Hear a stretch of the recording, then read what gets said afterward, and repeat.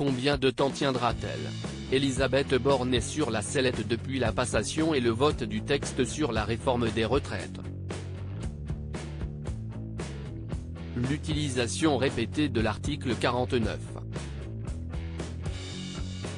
3 pour que le texte soit voté à l'Assemblée nationale avait exaspéré les Français et l'opposition, plaçant la locataire de Matignon en première ligne des éventuelles victimes d'un remaniement. Dans l'Obs cette semaine, un proche du président semble penser qu'elle n'est pas encore sur le départ.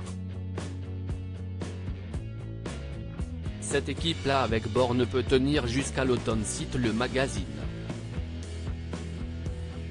Emmanuel Macron avait laissé 100 jours à Elisabeth Borne pour convaincre, mais il semblerait que cette période puisse être allègrement dépassée. D'après cet intime d'Emmanuel Macron, à mon avis on sera plutôt sur du 150, estime-t-il dans les colonnes de l'Op. Il ne semble pas être le seul à penser qu'Elisabeth Borne sera encore là à la rentrée, rien ne bougera avant les sénatoriales en septembre, d'ici là, pas de remaniement, affirme un ministre au journal.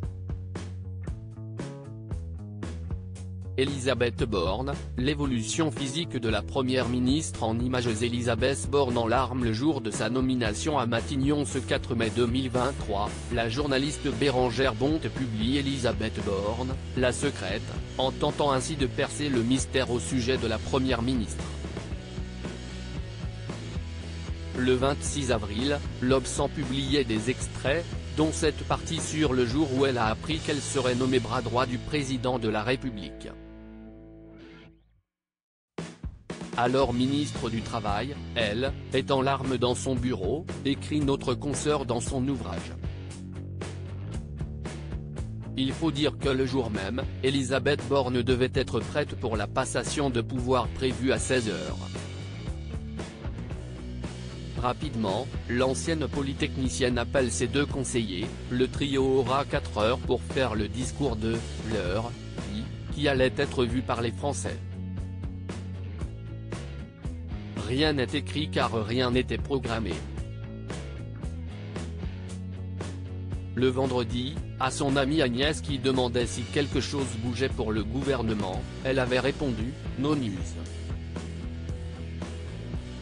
Le premier contact avec Alexis Kohler, le secrétaire général de l'Élysée, date du week-end, explique la journaliste Bérangère Bonte dans son livre.